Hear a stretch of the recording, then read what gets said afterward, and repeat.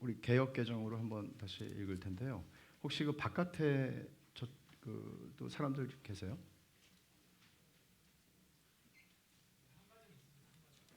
그래요. 그래서 만약에 예배 드리는 게 좀 어려우면 나는 안에 들어와서 서서 예배를 저도 서 있으니까 편하게 하시되 예배를 좀 드리는데 지장이 있을까봐 제가 말씀을 드립니다. 그리고 뭐 한 5자리 조금 마르신 분들 앉은 자리는 6명도 앉을 수 있으니까 한번 보시고요. 자리가 있으면 좀 알려주셔도 좋을 것 같아요. 그 사이에 우리는 인사를 한번 하겠습니다. 메리 크리스마스. 옆에 뒤에 보시고 메리 크리스마스. 예. 오늘 읽은 말씀을 다시 한번 개역 개정역으로 제가 우리 같이 한번 읽을까요? 15절과 16절입니다. 역대하 26장 15절과 16절입니다. 또 예루살렘에서 재주 있는 사람들에게 무기를 고안하게 하여 망대와 성곽 위에 두어 화살과 큰 돌을 쏘고 던지게 하였으니 그의 이름이 멀리 퍼짐은 기이한 도우심을 얻어 강성하여짐이었더라. 그가 강성하여짐에 그의 마음이 교만하여 악을 행하여 그의 하나님 여호와께 범죄하되 곧 여호와의 성전에 들어가서 향단에 분향하려 한지라. 아멘. 사도행전을 오늘 하지 않고요. 성탄절이어서 성탄 메시지를 준비를 했습니다. 우시야라고 하는 왕, 16살에 남왕국 유다의 왕이 됐습니다. 16살의 왕이 돼서 52년을 통치했으니까 남왕국 북왕국을 통틀어서 제일 오랫동안 통치한 사람은 므낫세였습니다. 55년을 통치했습니다. 한 사람이 왕이 돼서 55년이라는 세월, 50년 이상을 통치한다는 거 쉬운 일이 아니죠. 므낫세가 55년을 통치했고 통틀어서 두 번째로 오랜 기간을 통치한 사람이 오늘 본문에 있는 우시야라고 하는 사람입니다. 이렇게 오래 통치하는 사람이 어리석은 사람이라면, 이렇게 오래 통치하는 사람이 뒤틀려져 있는 인격을 가진 사람이라면 그 나라가 얼마나 고통을 겪고 그 시대의 백성들이 얼마나 고통을 겪겠으며 뿐만 아니라 그 시대뿐만 아니라 후손들도 고통을 받게 되죠. 때로는 52년을 통치했거든요. 굉장히 긴 시간입니다. 그러니까 52살인 사람이 보면은 태어날 때 우시야였는데 지금도 우시야인 거죠. 이런 점을 생각한다면 우시야는 참 그 시대의 유다는 다행스럽게도 우시야는 명석한 사람이었습니다. 그리고 탁월한 리더십이 있는 사람이었던 것도 분명합니다. 그렇다면 그 나라가 얼마나 복을 받겠습니까? 그 백성들이 얼마나 멋진 것들을 누릴 수 있겠습니까? 5절부터 오늘 읽은 26장을 읽었는데 역대하 26장 5절부터 15절까지에 기록된 그의 업적을 보면 어떤 왕에 대해서도 이런 업적을 기록할 만큼 상당한 업적을 성취한 사람들 별로 없습니다. 제가 정리해서 말씀을 드리면 그는 블레셋과 아라비아 사람들을 복종시켰습니다. 전쟁에서 이겼다는 거죠. 그리고 거기에 성을 건축합니다. 블레셋과 아라비아에 성을 건축했습니다. 그리고 암몬 사람들을 복종시켜서 조공을 바치게 했습니다. 또 예루살렘 성을 난공불락의 요새로 성으로 견고하게 만들었습니다. 또 많은 군사들을 일으켰죠. 그리고 오늘 우리가 읽은 말씀 15절에 보면 이 사람은 머리도 좋았는지 아니면 머리 좋은 사람들을 쓸 수 있는 사람이었는지 모르겠지만 그는 군사 무기들을 굉장히 많이 개발을 했습니다. 구약 성경에서 이런 말씀들을 보는 게 거의 없습니다. 그는 무기를 개발하는 사람이었습니다. 무기를 개발했습니다. 그러니까 군사력이 증강되었겠죠. 그리고 다른 한편으로는 축산업과 농업에 관심이 많아서 경제력, 이건 경제력하고 또 이어지잖아요. 그러니까 경제력도 신장되었습니다. 이러는 동안에 우시야의 이름이 애굽 변방까지 알려지게 되었죠. 8절을 보시면 암몬 사람들이 우시야에게 조공을 바치매 우시야가 매우 강성하여 이름이 애굽 변방까지 퍼졌더라. 애굽의 수도권이야 워낙 뉴스가 많은 곳이니까 알 수 있죠. 외국에서 무슨 일이 일어나고 외국의 어떤 나라의 왕이 강성한지 알 수 있죠. 근데 애굽의 시골에까지 우시야라고 하는 이름이 알려졌다는 거죠. 굉장한 거죠. 15절을 다시 한번 보세요. 15절 하반절에 보면 그의 이름이 멀리 퍼짐은 기이한 도우심으로도 강성하여짐이었더라. 그러니까 우시아는 당대에 대단히 유명한 왕이었습니다. 그 시대에 말이죠. 이렇게 우시아의 업적에 대해서 성경이 자세하게 설명을 하고 있지만 그 열쇠는 우시아의 뛰어난 통치 능력 혹은 우시아의 역량 있는 리더십에 있었다고 성경은 판단하지 않습니다. 이게 되게 중요한 부분입니다. 오늘 15절 하반절에서 이렇게 말하죠. 그의 이름이 멀리 퍼지면 기이한 도우심을 입어 기이한 도우심을 얻어 강성하여짐이었더라.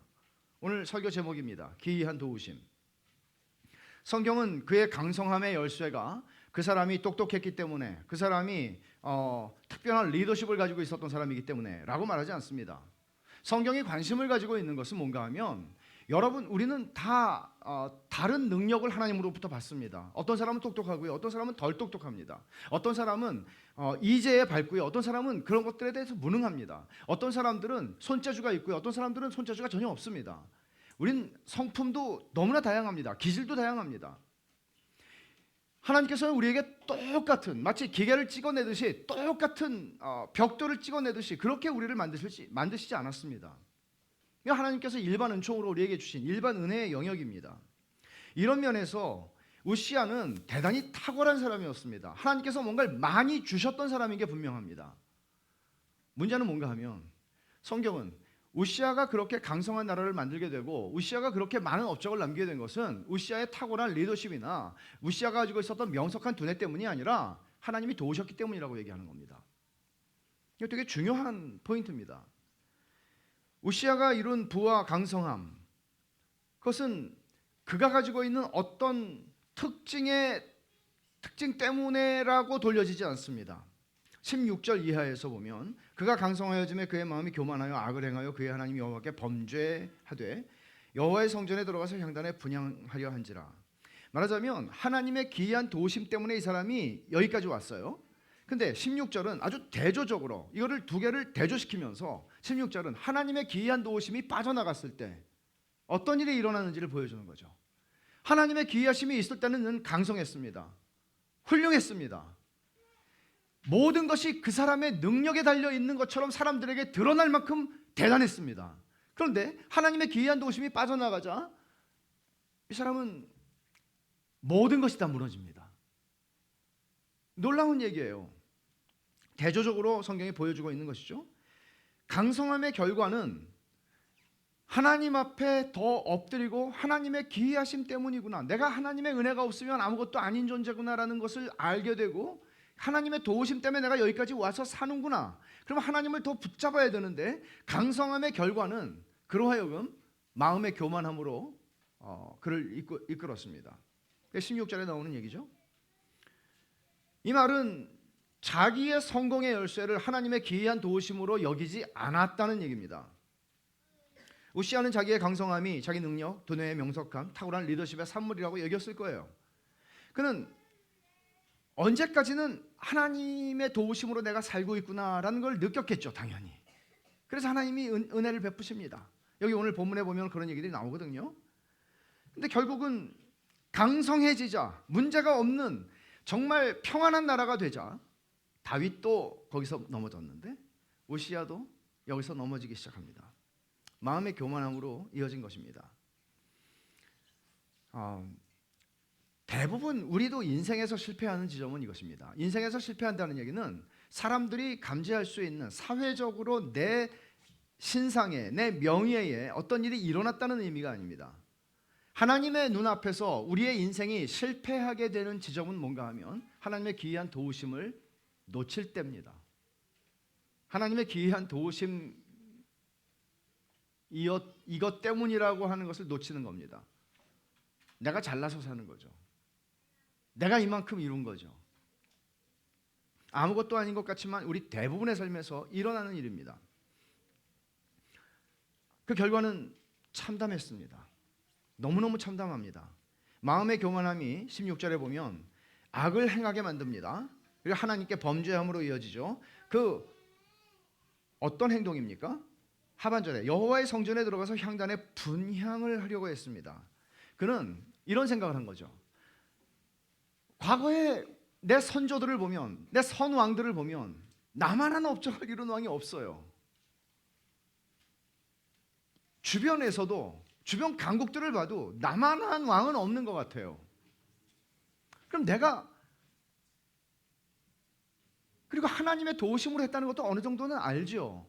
그러니 이스라엘의, 유다의 왕인데 하나님을 부정하겠어요? 그럴 수는 없죠. 그러니 내가 이 정도도 못하겠냐, 그렇게 생각했을 겁니다. 그러니까 어떻게 보면 우리들은 이거를 굉장히 못된 일을 했다고 판단하고 성경이 있으니까 그런 줄 알죠. 근데 그 당시에 우시아가 백성들 안에서 가지고 있었던 위치나, 우시아가 지금까지 이룬 일로 존경을 받고 사람들로부터 칭송을 받는 그런 자리에 섰을 때 그가 내가 이 정도는 못하겠어 라고 생각할 만했다는 겁니다. 그리고 그는 하나님께서 고유하게 제사장들, 아론의 후예인 제사장들에게만 맡겨주신 그 영역을 침범합니다. 아무리 왕이라도 하나님께서는 제사를 왕에게 맡기지 않으셨습니다. 어떤 탁월한 선지자도 제사의 영역으로 들어올 수는 없었습니다. 그러니까 이 마음의 교만함이라고 지금 여기 표현하고 있는데, 마음이 높아지는 거잖아요. 마음이 높아지면 어디까지 높아질까요? 인간이 끝이 없습니다. 천장을 뚫고 갑니다. 하나님처럼 되는 겁니다. 내가 하나님처럼 되는 겁니다. 여러분, 오늘날 우리 시대에 하나님을 섬기지 않는 사람들에게서 우리는 그런 모습을 봅니다. 그리고 하나님을 믿는다고 하면서도 불구하고 우리 안에서 우리가 우상을 섬기게 될 때 우리의 마음은 언제든지 그 방향으로 가게 되어 있습니다. 교만의 끝은 스스로 하나님 되는 거예요.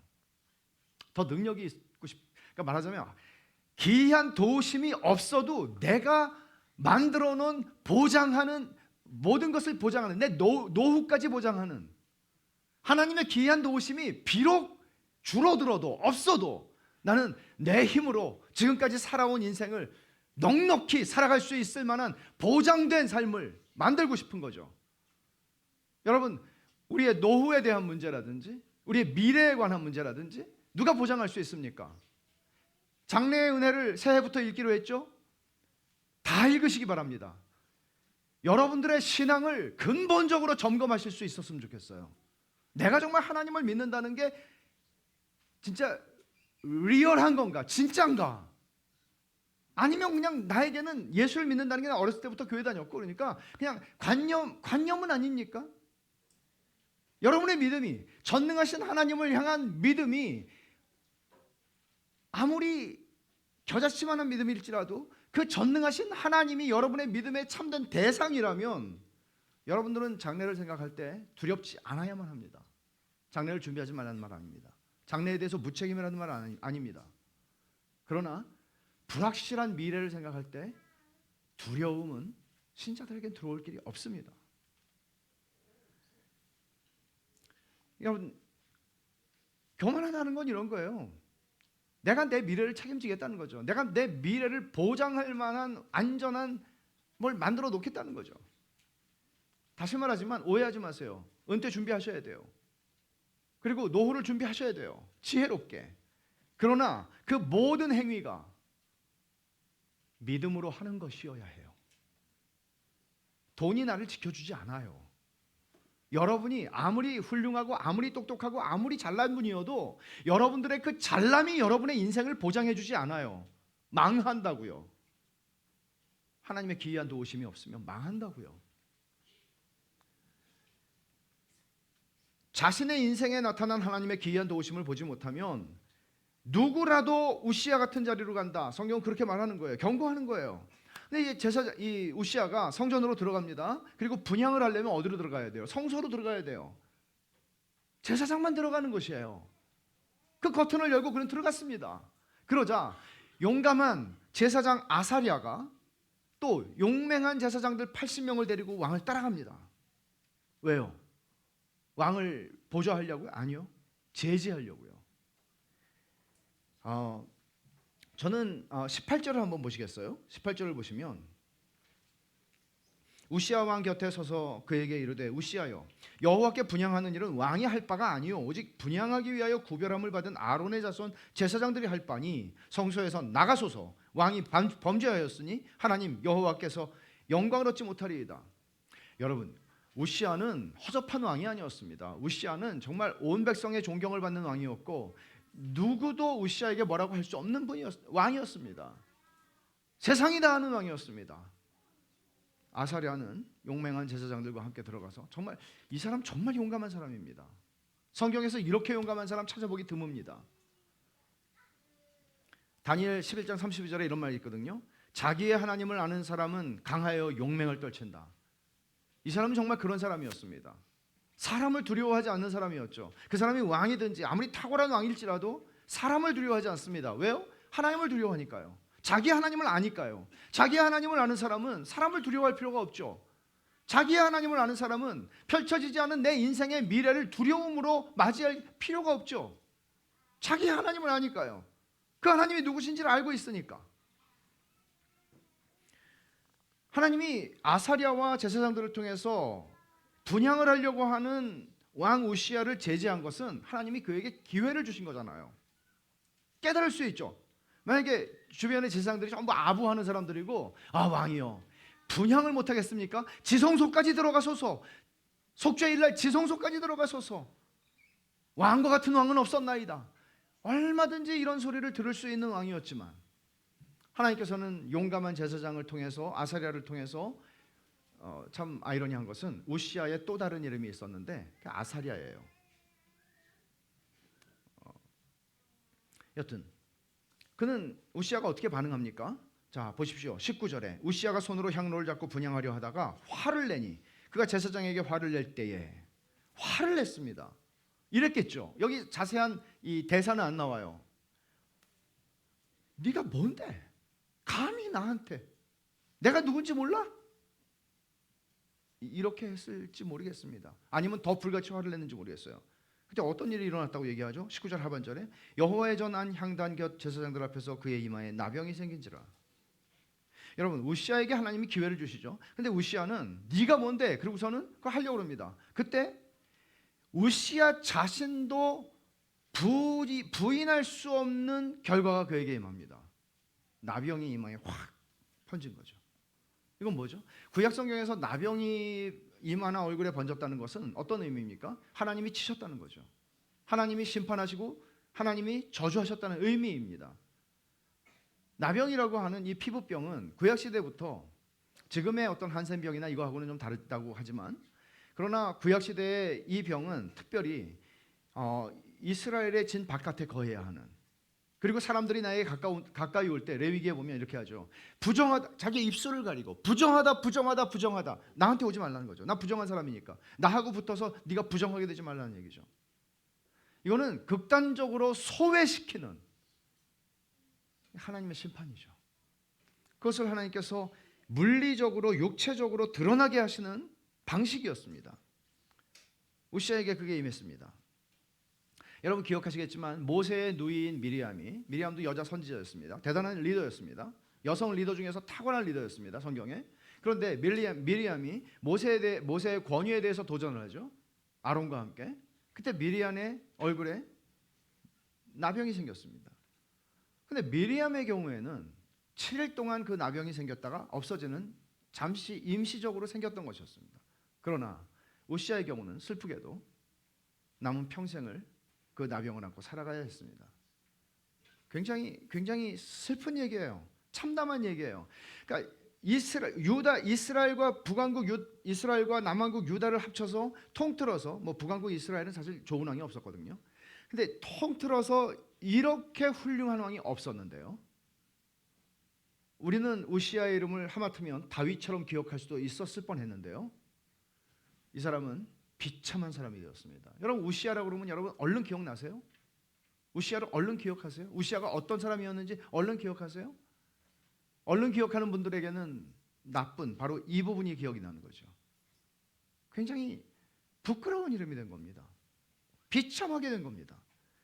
하나님의 기이한 도우심을 입어서 강성해진 이 왕이 마음의 교만을 이기지 못하고 그는 죽기까지 회복되지 않는 나병을 얻게 되었고 평생 여기 보면 21절 보세요. 우시야 왕이 죽는 날까지 나병 환자가 되었고 나병 환자가 되며 여호와의 전에서 끊어져 하나님의 전에서는 완전히 분리된 존재가 되는 겁니다. 그리고 별궁에 살았으므로 그의 아들 요담이 왕궁을 관리하며 백성을 다스렸더라. 섭정을 할 수밖에 없었어요. 왜냐하면 사람들 앞에 나설 수가 없으니까요. 이렇게 52년을 채우게 되는 겁니다. 물론 이후에 이야기에 대해서 성경이 많은 걸 얘기하지 않습니다. 그는 죽어서도 23절을 보시면 우시아가 그의 조상들과 함께 누움에 그는 나병 환자라 하여 왕들의 묘실에 접한 땅 곧 그의 조상들의 곁에 장사하니라. 왕들의 묘에 묻히지 못했습니다. 죽어서도요. 물론 저는 이 사람이 그 이후에 이 성전에서 분향하려고 한 이 사건 이후에 그는 하나님 앞에 회개하는 삶을 살았을 것 같아요. 제 생각에는. 성경이 말하고 있지는 않지만. 여튼 이 위대한 왕 우시아에게 이런 비참한 일이 일어나기 시작한 지점이 어디냐? 그거는 하나님의 기이하심을 놓친 그 지점입니다. 하나님의 기이한 도우심을 인정하지 않기 시작한 그 지점입니다. 모든 문제는 거기서 시작합니다. 영적인. 여러분은 우시아의 이야기에서 여러분 자신을 발견하지는 않습니까? 모든 죄인의 인생이 우시아의 삶과 너무 닮은 꼴이 아닙니까? 그렇잖아요. 여러분이 뭐 배고프다라는 그 그냥 비유적 표현으로요. 배고플 때 하나님 앞에 엎드리죠. 배부를 때는 그러지 않습니다. 배고플 때는 하나님의 기이한 도우심이 없으면 살 수 없다고 느낍니다. 그러나 일단 하나님의 기이한 도우심을 입어 배가 부르면 그때부터는 내 힘으로 그냥 살아가는 것 같이 느껴집니다. 말씀드린 대로 우시아는 명석했고 그가 남긴 업적은 타고난 리더십을 증명하고도 남습니다. 하나님이 허락하시는 일반 은혜가 존재합니다. 정말 이 사람 똑똑하고 잘난 사람이었습니다. 다행스러운 일이죠. 유다 백성들에게는. 하나님께서 우리에게 어떤 능력을 주실 때에는 누가복음에서 주님이 이렇게 말씀하셨어요. 누가복음 12장 48절에 보면 물은 많이 받은 자에게는 많이 요구할 것이요 많이 맡은 자에게는 많이 달라 할 것이니라. 공평한 일이죠. 하나님께서는 예수님께서 이런 비유를 하셨어요. 달란트 비유에서 5달란트를 맡기세요. 또 2달란트 맡기세요. 1달란트 맡기세요. 다르게 주시죠. 근데 우리는 이런 생각을 하기가 쉽잖아요. 왜 나는 1달란트야? 그런 분들 안 계세요? 왜 나는 1달란트야? 누구는 5인데 내가 아무리 봐도 난 1달란트야. 그러나 여러분 주님의 이 말씀을 생각해 보세요. 많이 받은 자에게는 많이 요구하시고 많이 맡은 자에게 많이 달라 할 것이라고 말씀하세요. 하나님은 우리 각자에게 주신 대로 그 책임을 요구하십니다. 오늘 우리는 한 해의 끝자락에 있습니다. 2022년의 마지막 주일입니다. 이런 시간이면 일반적으로 송구영신 예배라든지 이런 마지막 예배를 드리는 시간에 그리스도인들은 자기의 살아온 한 1년을 좀 돌아보죠. 돌아보는 시간 아닙니까? 이번 주간이 그렇게 되겠죠? 그렇게 되길 바랍니다. 오늘 우리는 그걸 시작합니다. 또는 지나온 인생을 우리는 종종 회고할 때도 있습니다. 우리의 인생의 어떤 특별한 시간에는 지나온 내 수십 년의 인생을 돌아볼 때가 그런 기회가 있습니다. 그럴 때 우리는 어떤 질문을 하나요? 자기 자신의 삶을 돌아볼 때 내가 잘 살아왔다라고 판단한다면 어떤 질문에 대한 대답이 그런 결론을 만들어내는 것입니까? 내가 못 살았다면, 후회스럽다면 어떤 질문에 대한 대답이 그 후회스러움으로 귀결되는 것입니까? 제가 오늘 본문을 통해서 우리가 던져야만 하는 질문을 하나 여러분에게 던지겠습니다. 나는 지난 세월 동안 내 인생에 나타난 그 기이한 도우심을 알고 있는가? 알고 계세요? 선명합니까? 아니면 억지로 찾아야 합니까? 찾아도 선명하지가 않습니까? 내가 무엇을 이루었는가? 이 정도는 우리 알죠. 그리고 이것에 의해서 우리는 우리 인생의 성패를 결정할 수도 있습니다. 내가 이 나이에 이만큼을 이루었으니 나는 성공적 인생을 지금 여기까지는 살고 있다라고 생각할 수 있습니다. 그러나 내가 뭘 이루었고 무엇을 성취했고 어떻게 살아왔든지 간에 그게 하나님의 기이한 도우심이었구나라는 걸 아느냐는 거예요.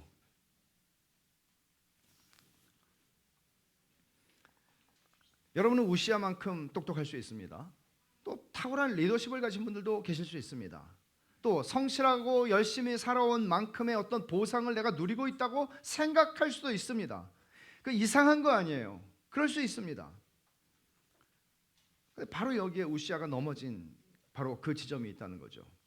어느 순간 자기의 성공을 설명할 수 있다고 느끼는 거죠. 하나님의 도우심 없이. 하나님이 개입하지 않아도 내 성공을 설명할 수 있다고 느끼는 거예요.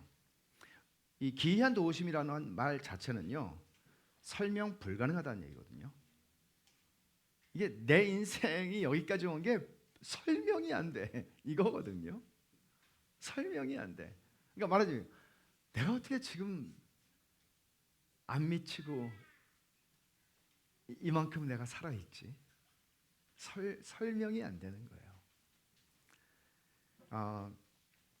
우시아의 이야기에서 주목할 지점은 5절인데 5절을 한번 보세요. 26장 5절. 여 하나님의 묵시를 밝히 하는 스가랴가 사는 날에 하나님을 찾았고 그가 여호와를 찾을 동안에는 하나님이 형통하게 하셨더라. 스가랴는 이 본문 외에는 알려진 바가 없는 사람이에요. 동명이인은 많아요. 그러나 이 스가랴라고 하는, 여기 나온 스가랴라고 하는 사람은 우시아 당대의 한 선지자였을 텐데, 이 사람은 여기서 본문에서 말하고 있듯 하나님의 묵시를 밝히 아는 사람이었습니다. 경건한 사람이었죠. 그러니까 이 우시아가 살아있는 동안에, 우시아가 살아서 뭐 했겠어요? 스가랴가 살아있는 동안에 우시아 옆에 서서 우시아에게 계속 하나님 말씀을 말했을 거예요. 왕이요, 이렇게 하셔야 합니다. 하나님께서 이걸 기뻐하십니다. 하나님께서는 이렇게 원하십니다.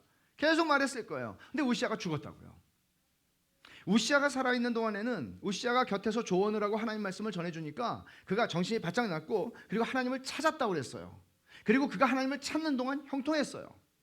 그게 하나님의 기이한 도우심이었죠. 그런데 스가랴가 죽었습니다. 그러자 하나님의 기이한 도우심을 잊어버리는 일이 생기는 거죠.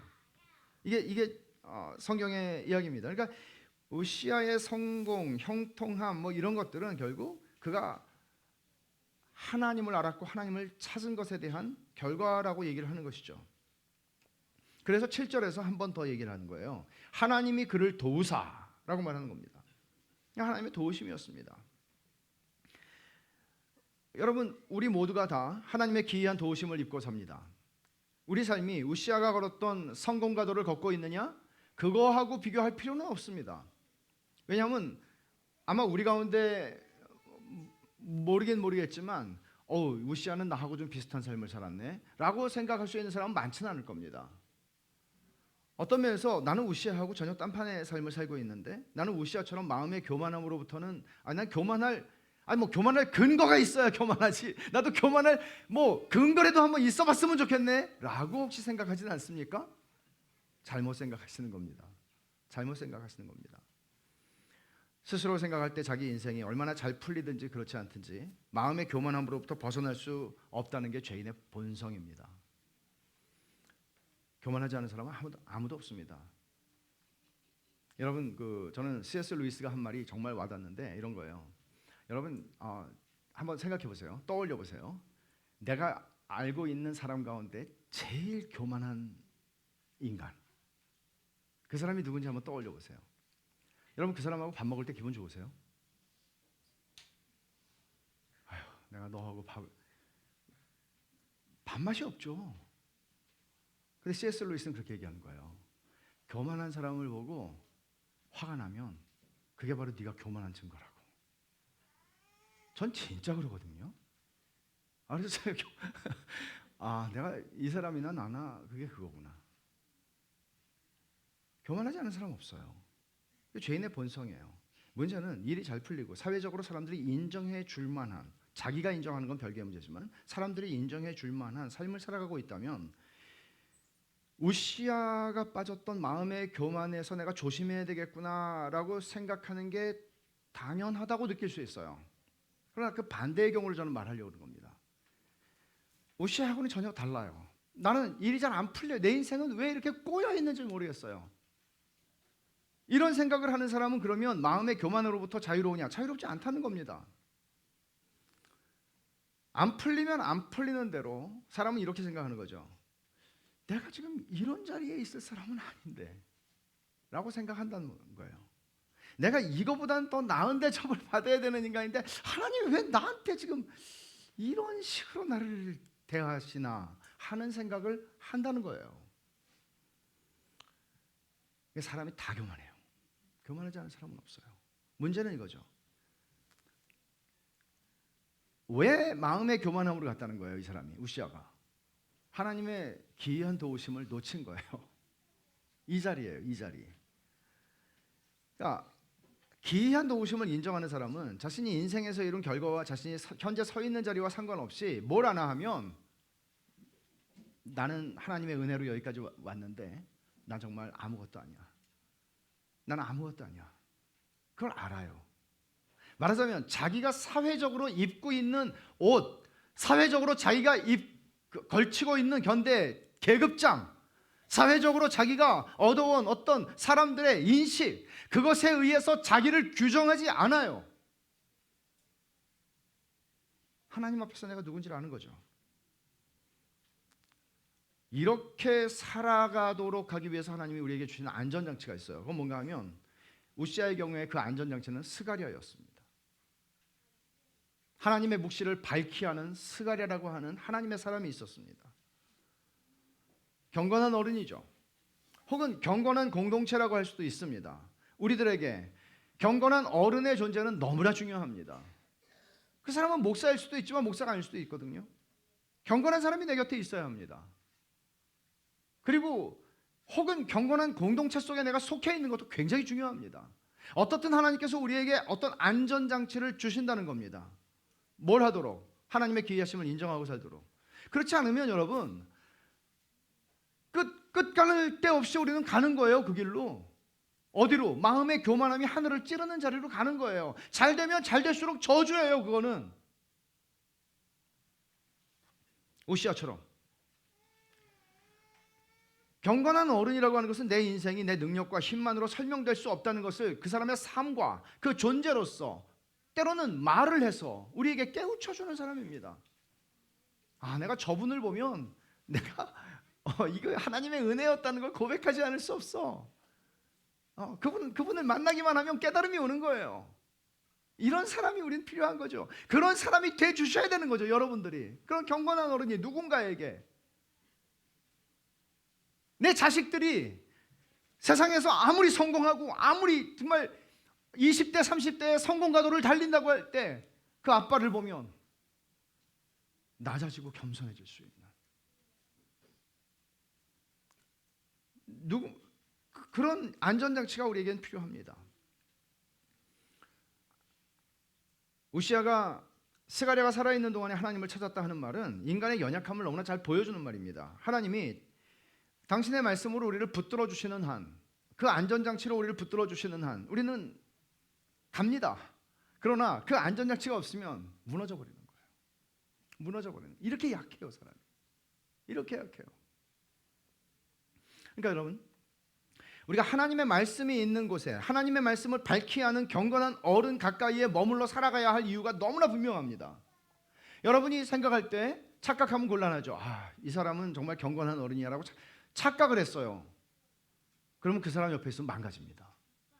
그러나 여러분들이 그런 걸 잘 분별해서 정말 경건한 어른이 여러분들 주변에 있도록 그분 옆에 머무십시오. 하나님의 말씀이 있는 자리에 하나님의 말씀을 밝히 아는 사람이 있는 곳에 곁에 머무십시오. 중요합니다.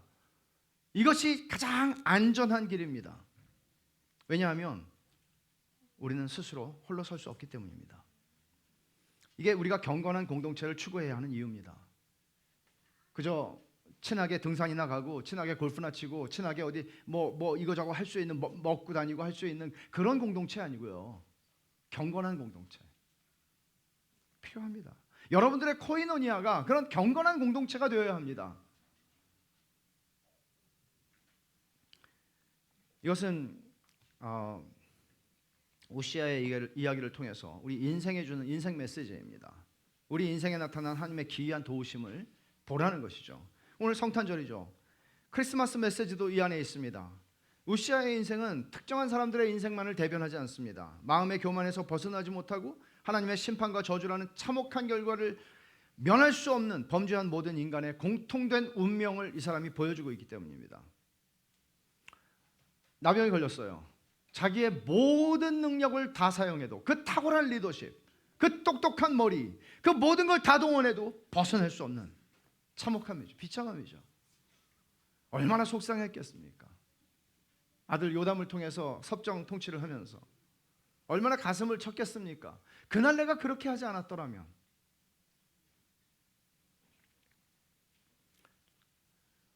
얼마나 많은 사람이 후회하면서 삽니까? 자, 빅터 프랭클 얼마 전에 빅터 프랭클의 자서전을 한번 봤는데 그런 얘기를 해요. 제가 유대인인데요. 2번 사는 인생을 사는 것처럼, 지금 내가 사는 삶을 2번 사는 인생처럼, 그리고 내가 이렇게 살면 후회할 것이, 마치 내가 후회했던, 내가 이렇게 살아서 후회했었지 라고 하는 생각을 가지고 지금을 산다는 얘기를 하는데 굉장히 중요한 통찰이죠. 저는 우리가 2번 살 수는 없지만 성경에 나오는 수많은 사람들의 이야기를 통해서 우리는 간접적인 경험을 합니다. 성경은 의인이 하나도 없다고 얘기합니다. 로마서 3장에 보면 우리는 범죄에서 하나님의 영광에 이르지 못하는 실패자들입니다. 그 실패자라는 얘기는 좋게 말하면 실패자지만 저주받은 사람들이라는 얘기입니다. 그 저주에서 스스로 헤어날 수 있는 인간은 아무도 없습니다.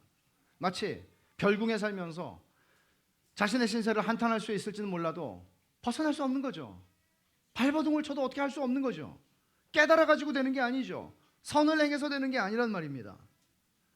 어떻게, 여러분 생각해 보세요. 성경이 얘기하는 죄인이다, 다 죄인이다, 저주받았다, 하나님의 형상으로 창조된 존귀한 인간이 어떻게 이런 비참한 가운데 처하게 된 것입니까? 결국 아담과 하와가 선악과를 따먹은 일이죠. 근데 거기서 동일하게 나타난 게 뭡니까? 그들은 하나님이 되려고 한 거죠.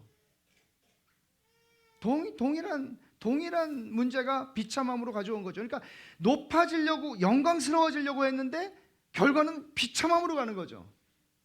우린 다 영광스럽고 싶습니다. 빛나고 싶습니다. 근데 원대로 되지 않습니다. 빛나고 싶어서 그 빛나는 길을 올라가죠. 계속 올라가죠. 마음의 교만함을 가지고.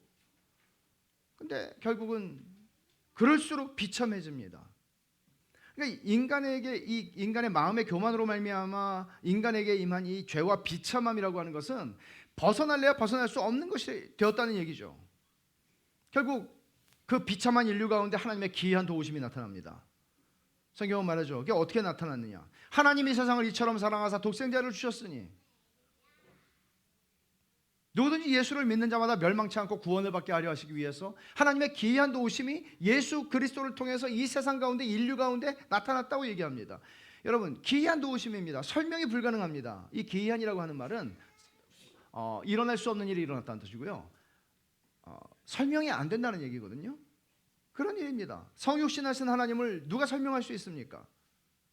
스스로의 힘으로 구원받을 수 없는 인간들을 위해서 하나님이 주신 그 아들의 죽으심을 통해 우리가 대신 죽으심을 통해 우리가 구원을 받는다는 것, 이 도리를 누가 설명할 수 있습니까? 어떻게 머리로 납득할 수 있는 방식으로 설명이 되겠느냐고요.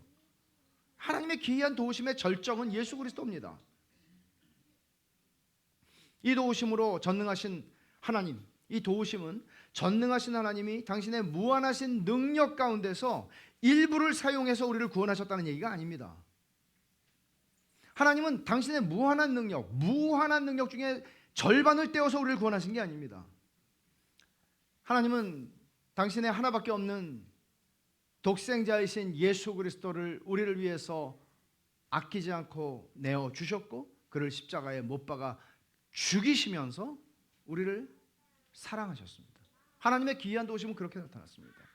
예수님께서는 하늘의 영광의 보좌를 버리고 스스로 자원하여 이 땅에 오셔서 우리와 동일한 비참한 비천함을 입으시고 우리의 인생을 사셨고, 우리도 감당할 수 없는 죄의 결과인 십자가를 지고 죽으심으로써 당신의 기이한 도우심을 우리에게 나타내셨습니다. 우리는 너무 성탄절이 익숙합니다. 그런 아침에 그런 생각을 했어요. 단순히 교회에서 성가 연습을 11월부터 시작해서 성가 연습을 해서 12월 달에 칸타타를 하고, 언젠가 하고 싶습니다. 뿐만 아니라, 근데 정말 아쉬운 건 이런 거예요. 옛날에 크리스마스 오기 전에 카드를 샀죠. 혹은 카드를 만들기도 했습니다. 그리고 열심히 내가 카드를 보내야 할 사람들을 생각하고 카드를 써서 우표를 붙여서 보냈습니다. 지금 카톡으로 이미지 하나만 있으면 아무 의미 없는, 아무 의미가 없다고 할 수는 없지만 그냥 날립니다. 너무 쉬워졌습니다. 사람을 생각하는 그리움 혹은 그 사람에 대한 우리의 마음의 깊이, 이런 것들을 표현할 수가 없습니다. 가만히 앉아서 누군가에게, A라고 하는 사람에게 카드를 쓰면서 성탄의 의미를 생각합니다. 그러니까 성탄절 카드를 보내는 거니까요. 그럴 수, 앉아서 그걸 할 수 있는 시간이 없습니다. 사실 이날보다 더 경이로운 날은 없잖아요. 하나님의 기이한 도우심이 내 인생 가운데 나타난 날이잖아요. 여러분은 복음 안에 나타난 하나님의 기이한 도우심을 보십니까? 그걸 인정하십니까? 하나님의 기이한 도우심인 그리스도를 여러분의 인생의 열쇠라고, 기이한 도우심을 인정하는 게 열쇠라고 그랬잖아요, 흥망성쇠에. 그걸 여러분 인정하십니까? 우시아의 삶의 흥망을 결정한 거는 하나님의 기이한 도우심을 놓쳤다는 거죠. 우리의 영원한 운명도 하나님의 기이한 도우심의 절정인 예수 그리스도를 놓치느냐 붙잡느냐에 달려있다는 얘기를 하는 것입니다. 우리는 세상에서 교만한 마음으로 살아가는 사람들 수도 없이 많이 봅니다. 우리가 가지고 있는 교만하고 차원이 다른 교만입니다. 하나님을 믿는 사람들이 가지는 교만에 한계가 있지만 하나님 없이 살아가는 사람들의 교만은 한계가 없습니다. 모든 것들을 자기 힘으로 살아왔고 자기 힘으로 살아가고 있다고 기고만장합니다. 자기의 명석함을, 자기의 리더십을, 자기의 역량을 믿습니다. 타락한 인류, 소망 없는 이 세상에 나타난 하나님의 기이한 도우심인 예수 그리스도를 인정하는 한, 그렇게 하나님을 찾는다면 그 사람의 영원한 운명은 형통할 거라고 5절에 있는 말씀대로 여호와를 찾을 동안에는 하나님이 형통하게 하셨더라. 우리는 이 땅에 사는 동안만 하나님을 찾는 것이 아니라 영원토록 하나님을 찾을 것입니다. 그러해야 합니다. 우리의 여러분 똑똑함 차이가 있습니다. 또 우리가 지금까지 살아오면서 가진 성공적인 어떤 커리어 다 차이가 있습니다. 리더십, 능력, 또 여러분들의 기질, 성품 다 차이가 있습니다. 그러나 그게 여러분의 운명을 결정하지 않습니다. 우리의 운명을 결정하는 것은 기이한 도우심이신 그리스도를 붙잡는 것입니다. 이것이 결정합니다. 이게 크리스마스 메시지입니다. 여러분 잊지 말자 6.25 아시죠? 이거를 긍정적으로 얘기하면 기억하라 6.25. 우리에게는 기억해야 할 이름이 있습니다. 우시아. 우시아의 이름의 뜻은, 아이러니하게도 우시아의 이름의 뜻은 여호와는 나의 힘이다 입니다. 아까 제가 그랬죠. 그를 말렸던 아사랴 제사장과 이 아사랴라는 이름도 가지고 있다고. 아사랴라는 이름의 뜻은 여호와께서 도우셨다, 비슷한 말이에요. 우시아는 자신의 인생의 흥망성쇠를 통해서 여호와는 나의 힘이다, 하나님의 도우심 없이 우리는 아무것도 아니다 하는 메시지를 우리에게 전해줍니다. 기이한 도우심, 기이한 도우심 잊지 마십시오. 하나님의 기이한 도우심을 여러분들이 인정하는 한 여러분의 인생은 형통합니다. 그러나 아무리 사회적으로 사람들이 인정하는 것이 어떻든지 간에, 그리고 내가 인정하는 게 어떻든지 간에 여러분들이 하나님의 기이한 도우심을 놓치는 순간 여러분들 망합니다.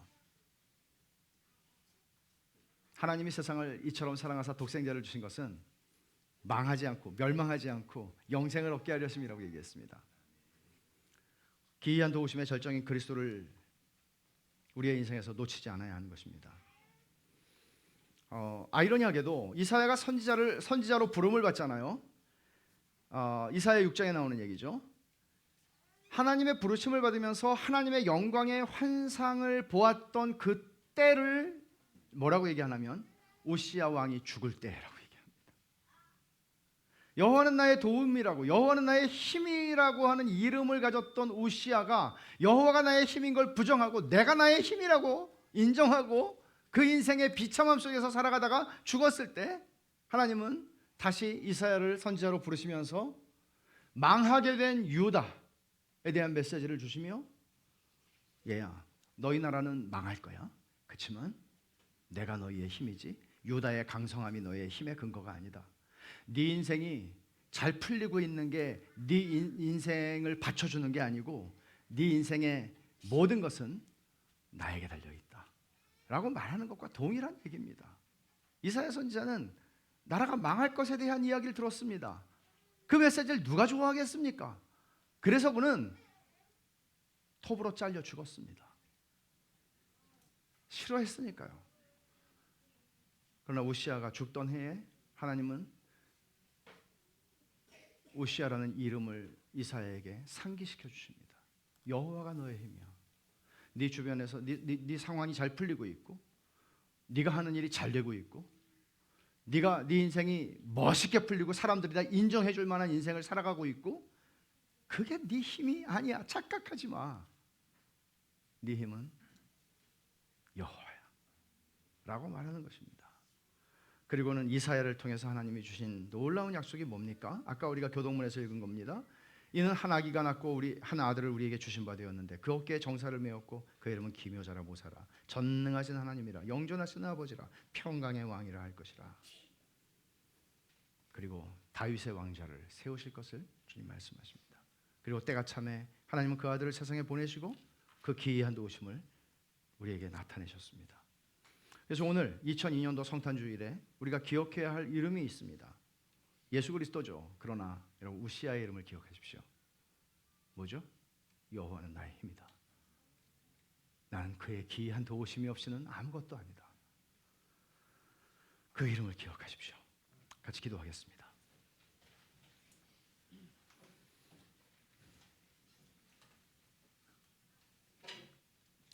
여러분 이 시간에 잠깐만 우리 짧게 한번 기도하십시다.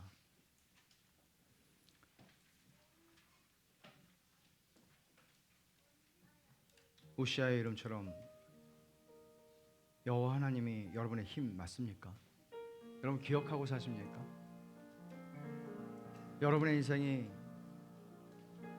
잘 풀렸던 풀리지 않았던 여호와가 나의 힘이라고 여러분들은 고백하십니까? 아니면 자기를 탓하고 있지는 않습니까? 자기를 탓해서 내가 못나서 여기까지 이렇게 안 되는 거지, 내가 잘나서 이렇게 잘 되는 거지 라고 생각하지 않습니까? 우시아의 이름을 기억하십시오. 하나님이 나의 도우심이다. 하나님이 나의 힘이다. 그 기이한 도우심 놓치지 않고 살아야 되겠다. 그리고 예수 그리스도 하나님의 기이한 도우심의 절정 예수 그리스도, 내가 예수 그리스도를 붙잡고 있는 한 내 인생은 형통하다. 영원토록 형통하다. 여러분 그 이름을 기억하십시오. 우시아, 여호와는 나의 힘이다. 그런 인생 살아갈 수 있도록 우리 그런 은혜를 구하십시다. 같이 한번 기도하겠습니다. 아버지 하나님 감사합니다. 저희들의 인생 가운데 여호와의 도우심이 없이는 저희는 살 수 없고 기이한 도우심이 아니면 하나님 아버지 저희들은 여기까지 올 수 없었습니다. 하나님 아버지 주님의 도우심으로 저희들은 이제까지 살아있고 하나님의 도우심으로 여기까지 왔습니다. 아버지 하나님 앞으로의 인생도 장래의 인생도 그러할 줄을 믿습니다. 하나님 아버지 예수 그리스도를 보내셔서 죽을 수밖에 없는 비참한 인생 가운데 하나님의 기이한 도우심을 주신 것 감사합니다. 아버지 하나님 예수 그리스도께 저의 모든 것이 달려있음을, 예수 그리스도께 저의 인생이 달려있음을, 예수 그리스도께 이 땅의 운명이 달려있음을 주님 알게 하시고 주님을 붙잡고 살게 해주십시오. 주님과 동행하고 살게 해주십시오. 저희 가운데 경건한 어른과 경건한 공동체를 주셔서 아버지 하나님 저희가 안전하게 이 길을 걸어갈 수 있도록 하나님 저희를 축복해 주시옵소서. 저희가 그런 사람이 될 수 있도록 주님 저희를 축복해 주시옵소서. 누군가에게 형제들에게 은혜의 도발자가 되고 누군가에게 형제들에게 경건한 어른으로 경건한 공동체의 멤버로 하나님 아버지 저희가 설 수 있도록 아버지 하나님 그런 은혜를 주셔서 저희가 이 천성에 아버지 이르는 동안에 이 여정을 아버지 하나님의 기이한 도우심을 입어서 저희가 이 길을 완주할 수 있도록 주님 축복하여 주시옵소서. 아버지 하나님 감사합니다. 오늘도 주의 은혜 가운데 한 해를 지내고 마지막 2022년도 마지막 주일을 맞았고 또 성탄주일을 맞았습니다. 하나님 아버지의 기이한 도우심이 아니었으면 저희가 어떻게 여기까지 올 수 있었겠습니까? 하나님 아버지 오늘 이 말씀을 통해서 저희들은 다시 한번 우시아의 이름을 기억하고 여호와는 나의 힘이십니다 라고 고백하기를 원합니다. 하나님 아버지 저희들이 천성까지 가는 동안에 이 여정을 붙들어 주셔서 저희가 마음의 교만함으로 치닫지 않게 해주시고 저희의 삶이 하나님이 저희를 무한히 선하신 하나님께서 저희에게 최상의 것을 주시는 모든 여정 속에서 하나님의 귀한 도우심을 붙잡게 하시고 예수 그리스도를 붙잡고 이 길을 완주할 수 있도록 은혜를 베풀어 주시옵소서. 예수님의 이름으로 기도하옵나이다. 아멘.